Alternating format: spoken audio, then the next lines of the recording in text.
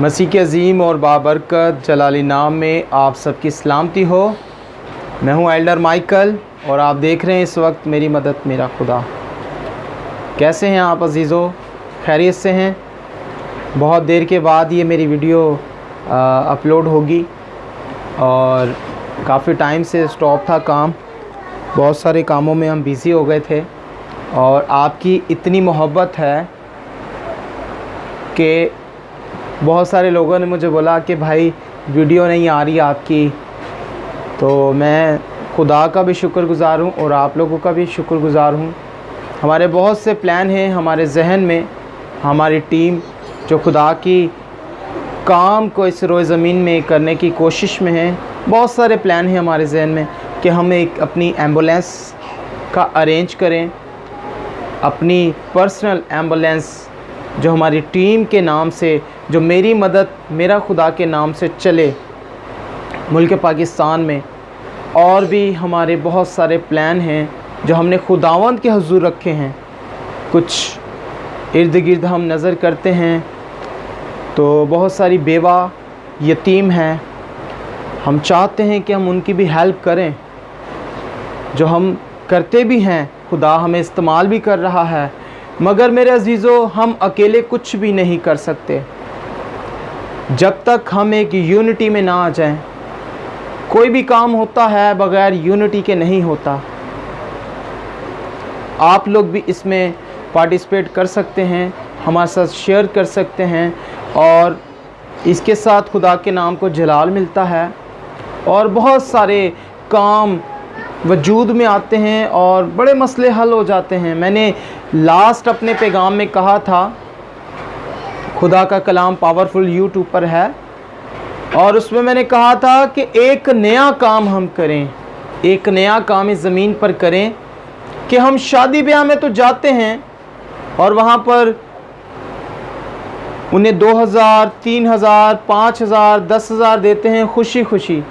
लेकिन आज के दौर में किसी गमज़दा ख़ानदान के पास जाते हैं तो जैसे जाते हैं वैसे ही वापस आ जाते हैं। तो मैंने ये कहा था कि आप कोशिश करें जो भी आपसे हो सके उस ख़ानदान की, उस घराना की हेल्प की जाए। आप 200 से भी स्टार्ट कर सकते हैं, 300 से भी स्टार्ट कर सकते हैं, 500 से भी स्टार्ट कर सकते हैं, आप 200 से भी स्टार्ट कर सकते हैं।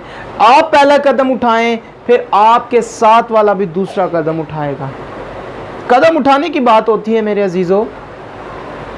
कोई शख्स एक जिम्मेवारी ले ले, आप देखें अचानक आज किसी पर ये वक्त आ जाता है, वो बड़ा ही परेशान हो जाता है, बड़ी परेशानी के आलम में वो जी रहा होता है, वो सब गमज़दा होते हैं, लेकिन जो ज़िम्मेदार होता है वो इस बात पर गौर कर रहा होता है कि किससे मांगूं, क्या करूं। ये बात नहीं है मेरे अज़ीज़ों, खुदा सब की हेल्प करता है, लेकिन खुदा वसीले भी बनाता है, वसाइल पैदा करता है। अगर हम एक दूसरे के साथ शेयर करते हैं तो इसमें भी खुदा के नाम को जलाल मिलता है। जितना बीज बोएंगे उतना फलदार होगा। बहुत सारे इर्द गिर्द में लोग देखता हूँ आपस में शेयरिंग करते हैं, उनके गरीब लोग होते हैं तो उनकी वो मदद करते हैं। बहुत सारे तो हमारे आसपास ऐसे लोग भी बस रहे हैं जो अपने किचन से खाना बना कर अपने लोगों को टिफ़िन की सूरत में देते हैं, उनकी हेल्प करने की कोशिश करते हैं अपने लोगों की। तो कहने का मकसद यहाँ से सीखने को हमें ये मिलता है कि हम भी जब एक यूनिटी में आते हैं तो बहुत सारे मसले हल हो जाते हैं। खुदावंद आपको इस गुफ्तगू से बरकत दे। आज हम फिर अपने मौजू की तरफ आते हैं। मैं खुदा का शुक्रगुज़ार हूँ कि खुदा ने मुझे फिर मौका बख्शा है कि आपकी खिदमत में मैं खुदा की कलाम को पेश कर सकूँ, अपनी वसीहत और नसीहत की बातें आपके साथ शेयर कर सकूँ। मेरे अजीज़ों, इसी तरह आपके प्यार की मुझे बेहद ज़रूरत है। आप जो मुझे प्यार दे रहे हैं, जो मेरे साथ आप मोहब्बत शेयर कर रहे हैं, इस मोहब्बत के लिए मैं आपको थैंक यू कहता हूँ, शुक्रिया कहता हूँ। आज हम सीखेंगे मेरे अजीज़ों खुदावंद के कलाम में से। हालेलुया। मुकद्दस लूका की अंजील उसका 7 बाब और 47 वर्सेस, 7 बाब की 47 आयत मैं पढ़ने जा रहा हूँ। बड़े गौर से सुनिएगा, क्योंकि अजीज़ों इस वक्त की बाबत आपसे भी पूछा जाएगा और मुझसे भी पूछा जाएगा। मैंने आपको क्या सिखाया, आपने कितना सुना, कितना अमल किया। गौर से सुनिएगा। यहाँ पर इस तरह मरकूम है, और उस औरत से कहा तेरे गुनाह माफ़ हुए।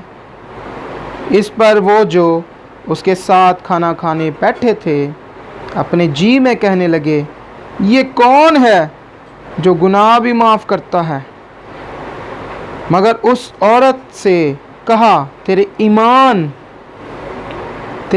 ने तुझे बचा लिया है, सलामत चली जा। खुदा के कलाम पढ़े और सुने जाने पर खुदावंद की बरकत हो, खुदा का शुक्र हो। मेरे अजीज़ों, आज हम सीखेंगे मुआफ़ी के ऊपर, मुआफ़ करने के ऊपर। बहुत ज़बरदस्त ये मज़मून है, मुझे तो बहुत ही अच्छा लगा कि हम सब कुछ कर लेते हैं। बड़े बड़े हम क्रूसट में जाते, कन्वेंशन पर जाते, सेमिनार में, चर्चिस में, पता नहीं कहाँ कहाँ चले जाते हैं, मगर एक छोटा सा काम नहीं करते, किसी को माफ़ करना, माफ़ कर देना बहुत बड़ी बात है। मेरे अजीज़ों, माफ़ी के जो लफ्ज़ हैं उसके 3 मतलब हैं। मुआफ़ी के जो लफ्ज़ हैं उसके 3 मतलब हैं पुराने अहदनामा से। पहला मतलब है ढांपना। पहला मतलब है माफ़ी का ढांपना। जी हाँ, पहला मतलब है माफ़ी का ढांपना। और दूसरा मतलब है उठाकर दूर कर देना। मुआफ़ी का दूसरा मतलब है उठाकर दूर कर देना। जी हाँ, और तीसरा मतलब है मेरे अजीज़ों दूर भेज देना। तीसरा मतलब है दूर भेज देना। और माफ़ी का लफ्ज़ पूरी बाइबल में कितनी मर्तबा आया है, इस पर भी हम गौर करेंगे। हमें पता होना चाहिए ये छोटी छोटी चीज़ें।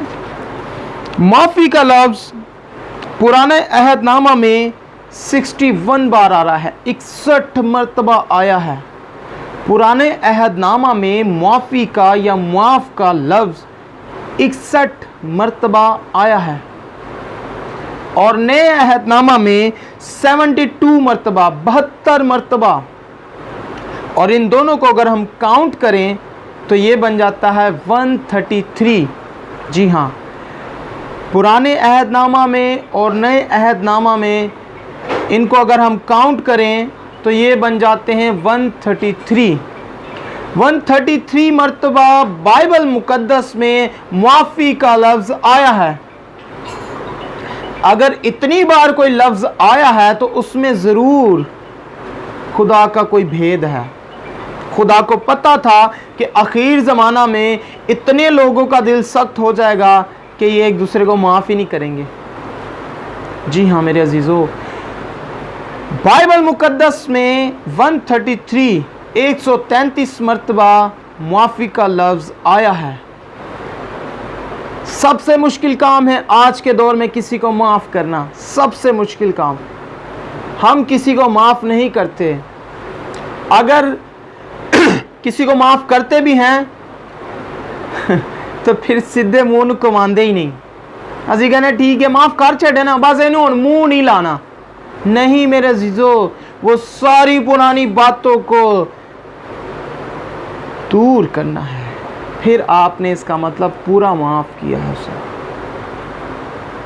अगर गिले शिकवे माफ़ करने के बावजूद भी आपके अंदर पाए जाते हैं तो इसका मतलब आपने उसे माफ़ नहीं किया।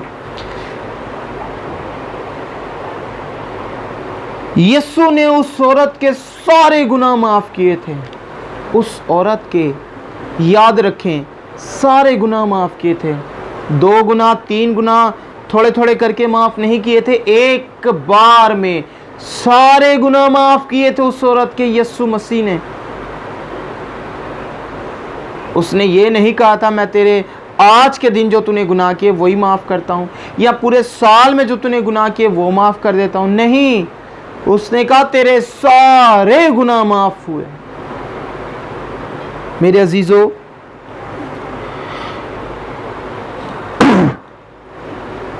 यीशु वाहिद वो हस्ती है जो गुनाह माफ कर सकता है। खुदा ही गुनाह माफ कर सकता है मेरे अजीजों, और कोई गुनाह माफ नहीं कर सकता। किसी सैक्रामेंट से हम माफी नहीं हासिल कर सकते, किसी इबादतात में जाकर हम माफी नहीं हासिल कर सकते, बल्कि माफी दिल से तौबा करने में और यीशु पर ईमान लाने से और उसके खून और कफारा पर ईमान रखने से मिलती है। ये याद रखें, माफी दिल से ईमान लाने में कि खुदा ही हमारा निजात दहिंदा है, जिसने हमारे लिए कांटों का ताज पहना और अपनी पसली पर बाला खाया, हाथों पांव पर कील ठुकवाए। वो ही असल मुआफ़ी है। कोई दुनिया में माफ़ी आपको नहीं दे सकता। याद रखें, आपने कितने भी गुनाह किए, आपने कितने भी गुनाह कर रहे हैं, आप कितने गुनाह से गुजर चुके हैं, वो तमाम गुनाह आपके यीशु ही माफ़ कर सकता है और कोई भी नहीं। मेरे अजीज़ों, हमारा यीशु ही हमारे गुनाह माफ़ कर सकता है और कोई नहीं। यीशु ने उस मफलूज से भी कहा तेरे गुनाह माफ़ हुए। मरकस 2:9 में उसने कहा तेरे गुनाह माफ़ हुए तेरे गुनाह। ये कैसा यीशु है जो मौजज़े भी कर रहा है, भूखों को खाना भी खिला रहा है, अंधों को आंखें भी दे रहा है, लंगड़ों को भी चला रहा है, और तो और सबसे बड़ी बात, वो हमारे गुनाह माफ़ कर रहा है। मेरे अजीज़ों, माफ़ी एक बहुत बड़ा भेद है। माफ़ी के बगैर हम आसमान पर नहीं जा सकते। माफ़ी के बगैर हम खुदा से मुलाकात नहीं कर सकते। माफ़ी के बगैर हम खुदा से राब्ता कायम नहीं कर सकते। माफ़ी के बगैर हमारा खुदा से लिंक नहीं हो सकता, कोई कनेक्शन नहीं हो सकता माफ़ी के बगैर। माफ़ी बहुत ज़रूरी है मेरे अजीज़ों। किसी को माफ़ करेंगे तो खुदा आपको भी माफ़ करेगा, और खुदा से माफ़ी मांगनी है तो खुदावंद यीशु के खून पर ईमान रखें, खुदावंद यीशु मसीह के कफ़ारा पर ईमान रखें, खुदावंद यीशु मसीह की कुर्बानी को ज़ाया न जाने दें, खुदावंद यीशु मसीह पर पूरा यकीन, भरोसा और ईमान रखें। मेरे अजीज़ों, माफ़ी यीशु के लहू से मिलती है। मेरे अजीज़ों, खुदावंद के लहू से माफ़ी मिलती है। इफसियों पहले बाब की 7 आयत में भी ये बात आई है। और मेरे अजीज़ों, खून से मुराद है कफ़ारा, मसीह का कफ़ारा।